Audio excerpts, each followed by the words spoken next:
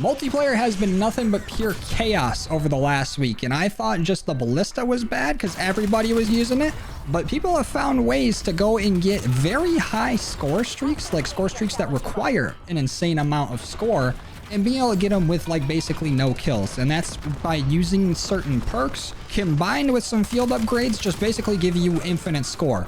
Like, this game literally just started and we already got people using death machines. There's already probably some streaks up in the air, and it's all from squad link, and from what I'm assuming is the combination of gearhead, charge link, and looper. So I went ahead and powered through this whole last week to go and get my weapons all the way through Arclight. So I have 30 weapons Arclight, and now I can start working on Tempest. And I figured if this is just so easy and everybody's doing it, why don't I give it a try and see if I can? And if all we need to do is get one field upgrade and just sit around, stay alive while we rack up points, we can do that all day. Well, actually, maybe I shouldn't speak too soon. Staying alive really isn't my thing. But let's just go ahead and put our squad link down right here. Every time a teammate walks through it, we are going to get plus 30. And having a UAV go off will help us get even more. And then if we can get even higher up and get our HTKs going, or our legions, then we will be in business. I already am 70 points away from getting it. Ooh, there we go. HTK's coming in, and I have 11 kills. Yep, they're gonna have to change this, which is unfortunate because I really only use squad link and things like that just for getting XP on my weapons. I don't even know if it really did a whole lot, but I would use squad link and these pinpoint grenades and point turrets just because they can link into my squad link. And I just thought all that extra score would be extra XP, right? And apparently everybody's figured that out and they're all doing it. But instead of, you know, wholesome 100 get levels for your weapon, everyone's doing it to get like a gunship within the first minute of the game. And then they EMP'd us. So if this looks like multiplayer is now a race to getting an EMP, so the other team can't put their squad links down. That's actually a good strat to try to stop this. Oh, and they got a dreadnought. Awesome. I'm just stay down here. Yeah, everyone's just leaving the game, and I don't blame them. It's hard to recover from this. That's fucked up. The second I put the squad link down, I got naded, and it probably don't help that I'm using the AK-27. What is this good for? I only wanted to use it to maybe get XP and then maybe get that prestige camo for it. But I don't think it's happening. Yeah, maybe we should take the hint from everybody else and leave this. But we are gonna have to grab this EMP. Sorry, Legion. You're gone. Never a good sign joining a game in progress during these times.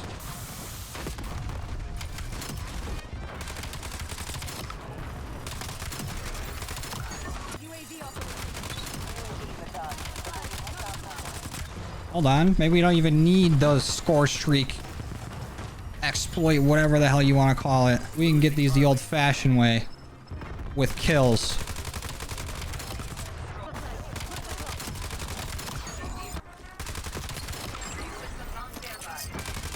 Oh, come on. Oh, but we got an EMP. Nice. All without even putting our squad link down. Get EMP'd. Bastards. Enjoy that. Okay, we just joined this game in progress and flipped it on its head. And that's game. The score inflation is absolutely crazy. Look at our top scores. Okay, 64 kills, 55, 56. Okay, maybe they're actually doing some. Was I doing anything?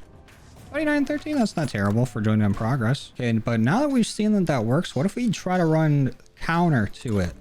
With a SAM turret, UAV, and EMP. And we can change our perks and everything around here. We can do this. We can be better than them. We don't have to stoop to their level. We even got an EMP last game without having to. We just gotta lock in. We gotta be better. Because in case you forgot, we're still going for Tempest here.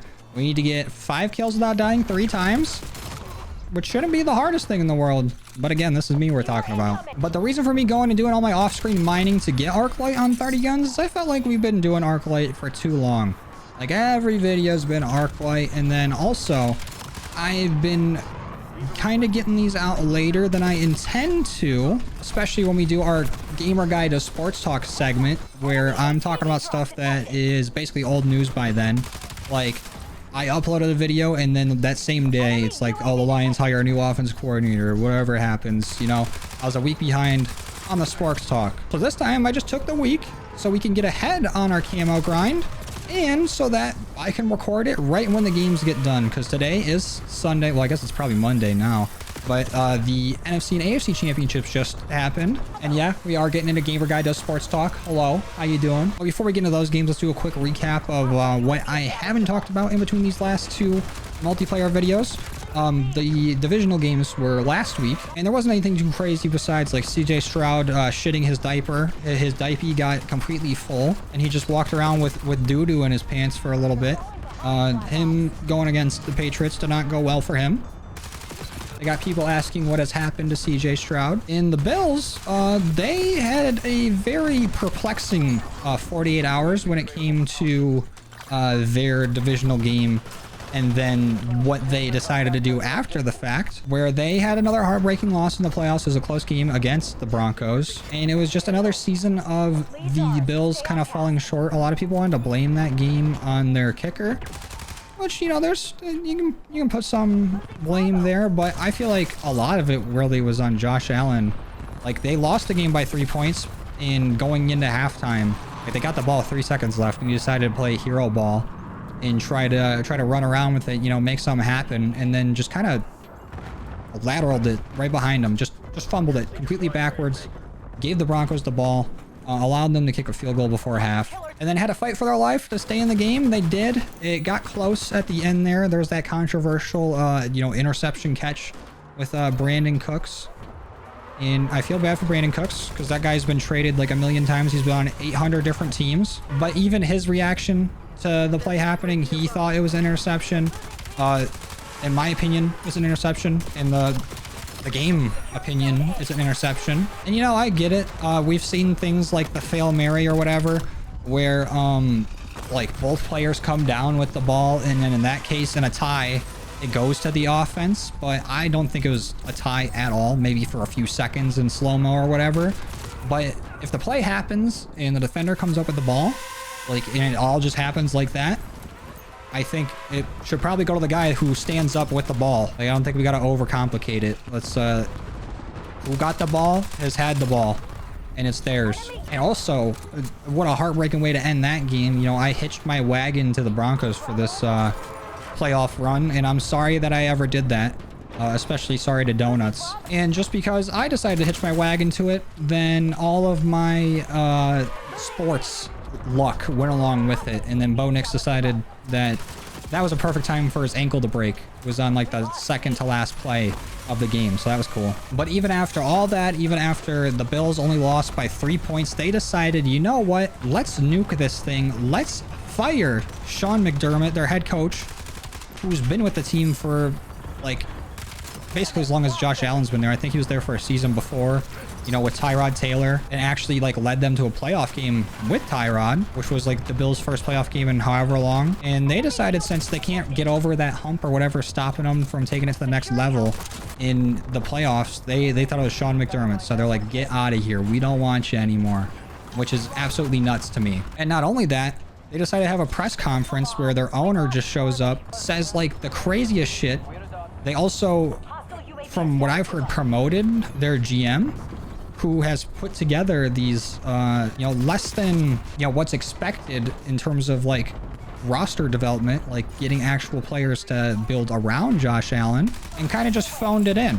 But somehow he's gotten promoted to I don't even know what, and he gets to stay while the head coach, who's, you know, helped revive this team, gets kicked to the curb in an absolutely terrible time too, because there are so many other teams also looking for head coaches. So you're going to have to compete with every other team that's going for a head coach. And you now have the issue of, you know, people would want the Bills job just to work with Josh Allen. But now you just went out and showed every coaching candidate that they're going to have to deal with the owner and the GM that are both butt cheek.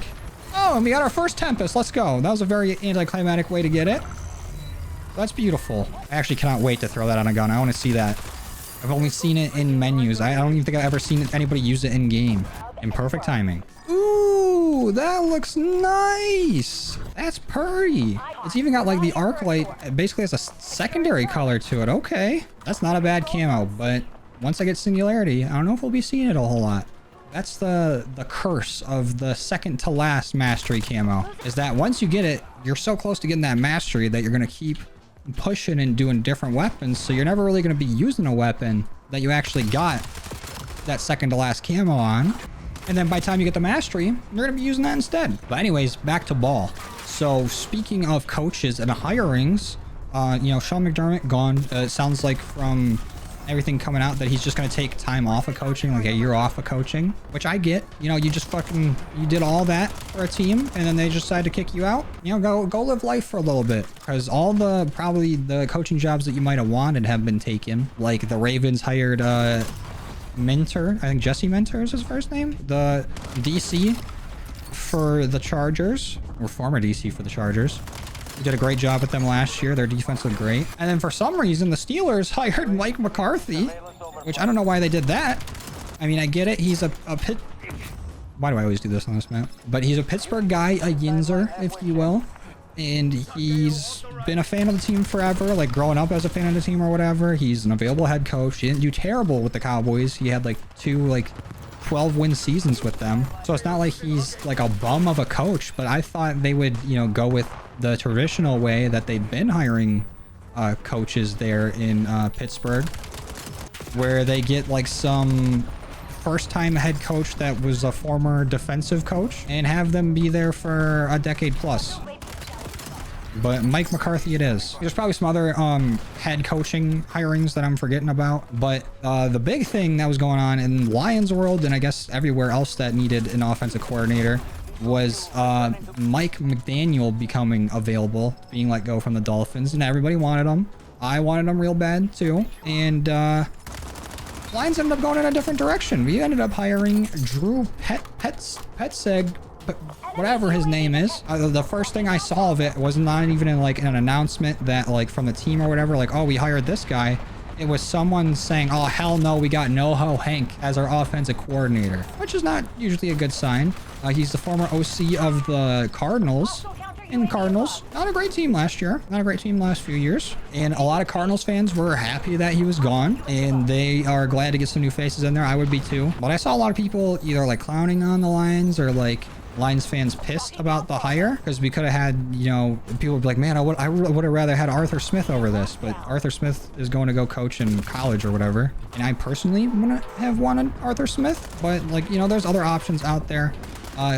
Even if we were to hire McDaniel, which the Chargers ended up doing, which is kind of scary, but also awesome at the same time, like those two personalities combining with Mike McDaniel and Jim Harbaugh, because Jim Harbaugh is just like a freak psychopath crazy person who like only knows football, eat, sleep, breathe football. Combined with Mike McDaniel would be very entertaining on Hard Knocks, I think. But what they're doing in what was like a clause in his contract is that he's still allowed to go in pursue and take interviews for head coaching jobs.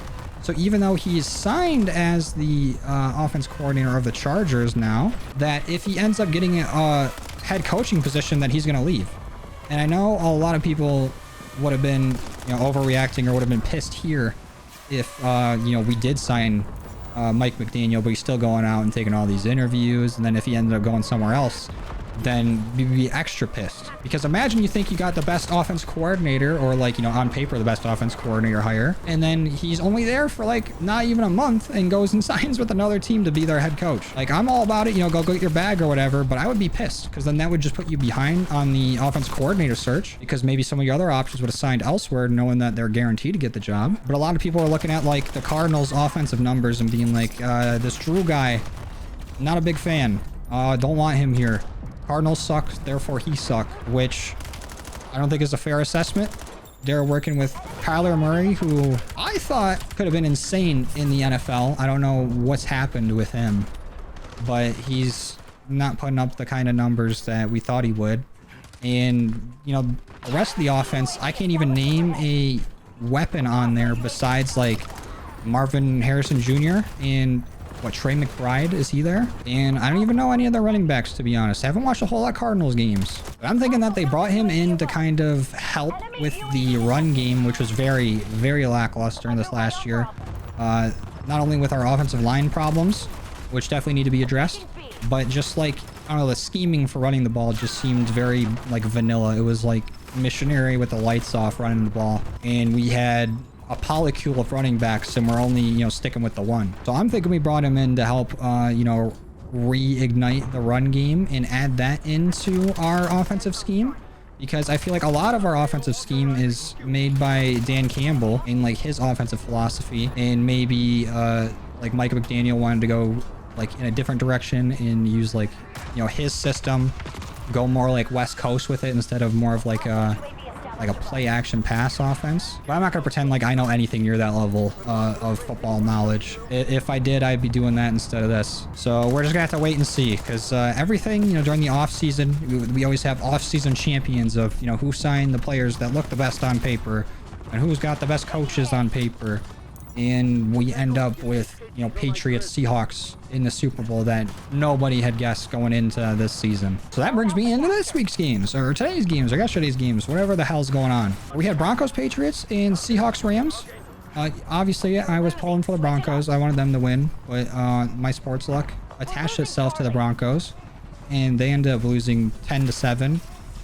They were going in with their backup quarterback, Jarrett Stidham, who previously was drafted by the Patriots and worked a lot with Josh McDaniels, the Patriots offensive coordinator, and then he was head coach of the Raiders, brought Stidham with him there. You know, a guy who probably knows Stidham the best in a team that would be most prepared for this specific guy. And honestly, in that game, Jarrett Stidham was not the problem. He completed like over half his passes, had 130 yards, a TD, an interception. Like, he was not the issue there. There was a few things happening on defense. I ain't gonna act like I know the ins and outs of their defense, but the thing I noticed and have noticed about what Sean Payton's teams do is, for whatever reason, he do not like running the ball.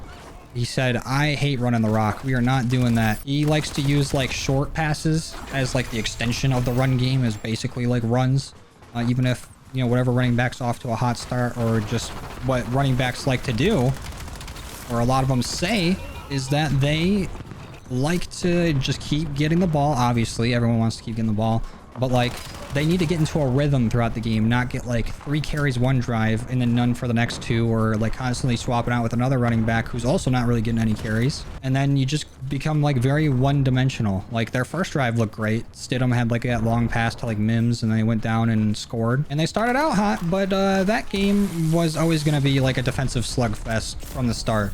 Like, I know Drake May is in all the like MVP conversations or whatever, but that's all like, it's all just a PR contest in my opinion. I don't think he should have been in the MVP conversation. It's just like, oh, he has a good record and he's an up and coming quarterback who's playing well. Like, not to take anything away from Drake May, or Drake May, because he's had a good season, but nowhere near the most valuable player in the league type season. If this is an actual award that we're giving any credit to, it definitely should just go to Stafford. But it was just going to be a boring game between two like elite defenses, absolutely shutting down these offenses. And it was going to come down to who could just make the plays at the right time on offense, who could like get a break. And it just seemed to be the Patriots there. And the game only came down to 3 points. So it was really anyone's game for most of the time. It was just going to be them punching each other in the mouth till one couldn't get back up. And I know a lot of people are going to question the decision not to kick the field goal early in that game and just go for it and not get it for the Broncos.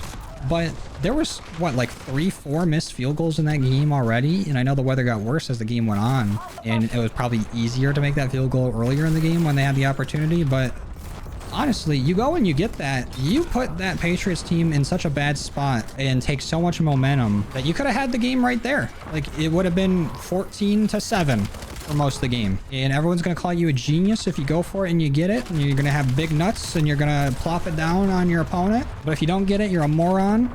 And it's the worst decision ever. And you ruin your whole team season. So it's a huge gamble there. But I still think it was the right call, because at the end of the day, Drake May, MVP Drake May only had 87 passing yards. It's not like he wasn't making plays. Like, at the end of the game, he had the run for the first down that basically put the game away. It's not like his legs don't exist, but it's not like the Patriots offense was putting up insane numbers or anything. Like, it was still there. It was still possible. You're going against like a good quarterback, but an inexperienced one. And that's something that really could have turned the tide there, and it just turned it in the wrong direction. And I don't want to sound like I don't like Drake May or the Patriots or whatever. It's just I'm a little disappointed that it's another Super Bowl we've seen before. I guess that was going to be the result either way, but I would have preferred Broncos Seahawks. But I guess it is the better outcome for the Patriots to be in it instead of the Broncos, because even though I want them to win and I want the Broncos to do well, not having Bo Nix there would probably make the game a lot worse. And having Stidham against the Seahawks defense would probably not be that fun of a watch. It would probably be a repeat of that last Seahawks-Broncos Super Bowl where they just dog-walked the shit out of them. That was the most boring Super Bowl I've ever seen in my life. And I'm happy for Mike Vrabel, too, making it to a Super Bowl after he was kind of just tossed aside by the Titans, even though it was not his fault. Again, another thing where GM came in and, or not came in, he'd been there and kind of blew the whole situation up, trading away A.J. Brown, not keeping Derrick Henry, and then letting Vrabel go like it was his fault. And he comes into the Patriots and turns that thing around in a year. Like, we had Gerard Mayo there last year. Could I do the same thing with that team? They had 4 wins. But it is really a recession indicator seeing the Patriots back in the Super Bowl. And a huge, like, dookie to the face to everyone else in the AFC East. Because they were dominant for so long and basically owned that division. No, they did own that division. They won it basically every single year with a few outliers. Won the Super Bowl a bunch of times. And then they had, what 6 years without that dominant play with like Brady and Belichick, where they were kind of just stagnant for a bit. Honestly, I don't think they suffered long enough for the success that they had. But that's just coming from a salty Lions fan. But the Bills not being able to really do anything in that weak cupcake division for so long, like the Dolphins haven't really been a threat in the last 2 years, really. Like, they had a really like insane high-flying offense for a little bit, but that ended up not working out. The Jets haven't really posed a threat for a while. Those Patriots teams the last 2 years weren't doing anything. So the Bills should have been walking all over that to an easy playoff spot every single year, and should have at least made it to 1 Super Bowl. Or I guess that's not fair to say, because playoffs are way different. Maybe their division being so weak made it so they weren't prepared going into playoffs. But the team that's probably taken us the worst is the Jets, because not only is their former quarterback in Sam Darnold going to the Super Bowl, but the Patriots are also going there. So it's a lose-lose for them, basically. It's like their own personal... Actually, no, I don't think I can say that, because they actually had their own 9/11. Apologies. But I would assume they would rather have the Seahawks win, even if it is their former quarterback, so they can be like, yeah, our guy actually went and won it. And it's just our team couldn't do anything with him. I don't know. At least that's how I felt when Stafford went and won a Super Bowl. But this year, I was not going to be... I don't know. I wouldn't be mad, but not the happiest to see the Rams make it to the Super Bowl. Like, you know, I like Stafford. I like a lot of their players or whatever. But then that just would have, you know, furthered the narrative of, oh, Rams destroyed you in this trade. Blah, blah, blah. Lions poverty, you know, rehash the same old bullshit. But despite all that, Stafford looked insane in the playoffs. He was putting up crazy games throughout the entire season, the whole regular season, the postseason. He was just lights out. And even like at the end of that game, in not the greatest weather, he was just slinging the rock and making insanely accurate throws. He was putting it all on the line there. I know that Toradol or whatever painkiller they take was feeling good as hell, because he was dropping dimes, nothing but them. And it's not like their offense wasn't putting up points or nothing. Like the Rams, in basically all the games they played, were running up the scoreboard as much as they could. And then for whatever reason, like when it comes down to like the last few minutes of the fourth, or just like when the game's on the line, I kind of think Sean Payton and Sean McVay are pretty similar, where they try to get like too cute with their play calling, where they try to do like, I don't know, something that's creative or like, I don't know, out of the box, because they think it's gonna like take everybody you know, by surprise, and they'll get like a free whatever they're going for, and they end up squandering like opportunities to win the game. Like they went from first in their division to what, down to third or whatever, which cost them like home playoff games and maybe more favorable matchups in the playoffs. But I can't put it all on their offense because their defense has been letting other teams stay up there with them. Like, they're putting up crazy numbers on offense, but other teams are doing it right back. They're just allowing it. Oh, and another Tempest. Let's go. And the Seahawks have just been great. Like, their defense is absolutely insane. And the biggest thing that I've been liking about them is just that they're just allowing Darnold to go in there and prove everybody wrong. Like, even after the season he had last year, which was a great season, throwing up 14 wins, only losing to 2 teams in the 3 losses, and everybody was so ready to, you know, throw him back in the bust category. Like, they're frothing at the mouth just to be able to shit on Sam Darnold, and now he's going to be in the Super Bowl. We have a Drake May versus Sam Darnold Super Bowl. The mono QB is in the Super Bowl. And I just love that he's been able to have this, like, redemption, because they want to say, oh, he can't win big games. Like, when the games matter, he don't exist, and he's seeing ghosts, like what he said in his, like, rookie year or whatever. It's like people are so eager to hate on him, and I just don't get why. And I'm probably going to regret saying this. And Seahawks fans, I'm sorry for what I'm about to say, but I am pulling for the Seahawks to win in the Super Bowl. I think Patriots have had enough Super Bowl wins for the next 70 years, maybe more. So I think they'll be all right if they lose this one. I think they'll be okay. I think they'll survive. And I got a good amount of friends that are like Seahawks fans that live in the area or whatever. And I have some enemies that are Seahawks fans. Golden. But I would prefer it if the Seahawks did win. However, if the Patriots do win, Mike Vrabel said a few years ago that he'd literally cut his dick off to win a Super Bowl. And now he's right there about to do it. So if he wins that game, I better see him snipping that thing off on the podium. Otherwise, he's a liar, and they got to take it back. They can't give him the ring. They can't give him the Lombardi.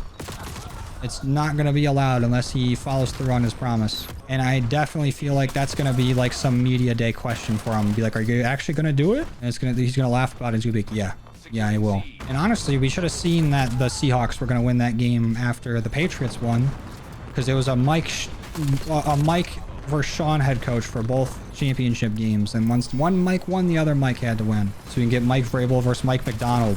But it is crazy that there's only one game left in the NFL season. Or one game that matters. Because the Pro Bowl is happening and nobody really cares about that. Not since they've went to, you know, just flag football and, you know, party games or whatever. You know, who gives a shit? Like, I get it. It's definitely much better for the players. Because you don't want to go in there as a punter and go get cracked by Sean Taylor and, you know, get CTE like 7 years early, or just have somebody, I don't know, tear their ACL in a game that don't matter. Like, I don't know what you do with the Pro Bowl to actually make it something that people want to watch, and to where the players would be like safe doing it, to where they're not going to get like, you know, their leg blown up and ruin their career, or just screw over their team for the next season. Because there's no incentive really, you know, besides maybe like some, you know, bonus for playing in it, but there's really no incentive to play and try in the Pro Bowl. I did really like the concept they had like a few years ago, where it was like they did a draft. It was like Peyton and Eli Manning both had their own teams and drafted, or I think Dion even had a team at one point. It was like Dion versus like Michael Irvin or Jerry Rice or something. I don't remember. But them drafting from the Pro Bowl rosters instead of like just being like NFC versus AFC was pretty cool. And, you know, we had moments in the past of like, you know, Jeff Saturday switching teams just to snap the ball to Peyton Manning one more time. Like, there's been some cool moments in the Pro Bowl, but I really just don't feel like we can go back to it.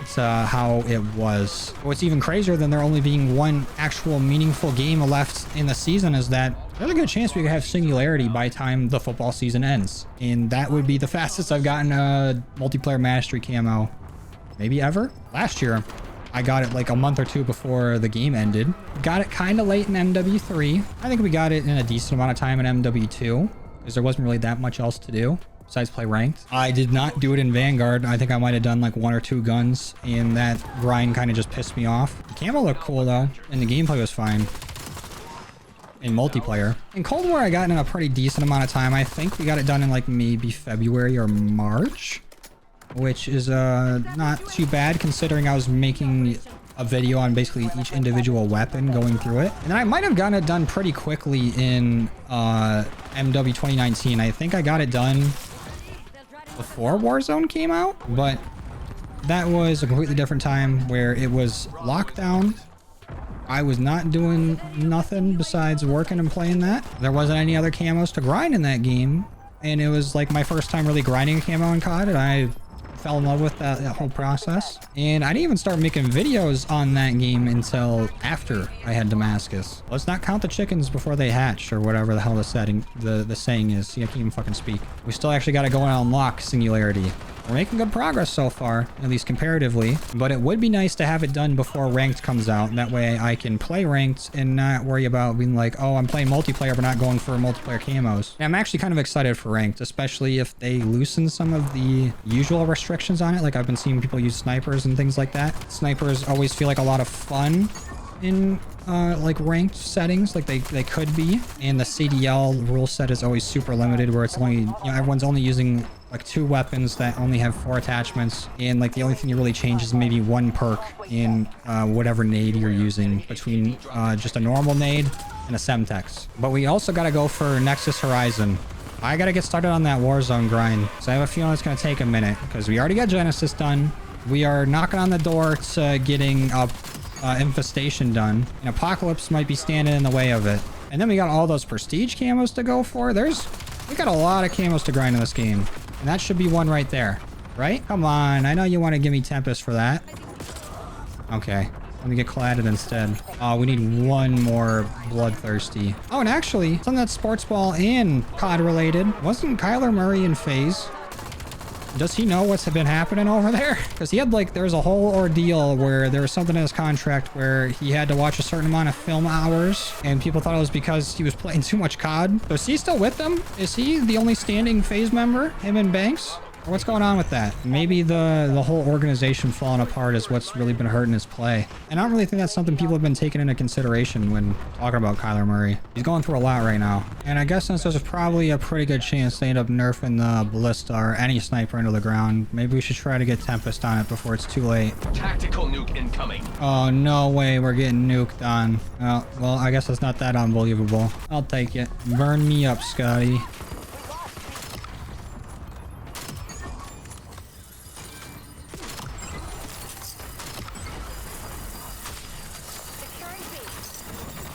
No, it would be a nade to end that. Come on.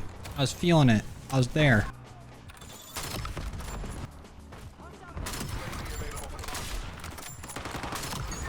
These people, are they real? Are they living? That's Tempest. We didn't have to do anything for it. Easiest 5 kills of my life.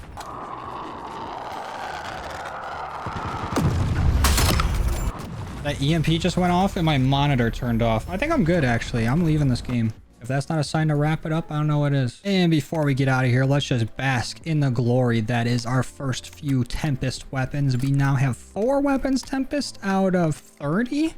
So just 26 more to go and we'll be there. And honestly, not a bad camo at all. I actually like this camo a lot. Like there's a good amount going on and it's animated and all that, but it's also subtle enough to where it's not too flashy, despite the lightning on it. It's a very, very nice looking camo, and I think I will rock it a bit in other modes when I'm not grinding other weapons up to Tempest. But I think that's going to do it for today. Stay safe out in those multiplayer lobbies because it is crazy out there right now. And I'm going to go ahead and get out of here. Thank you guys for watching. I truly appreciate our love and support, and I will see you in the next one. Later.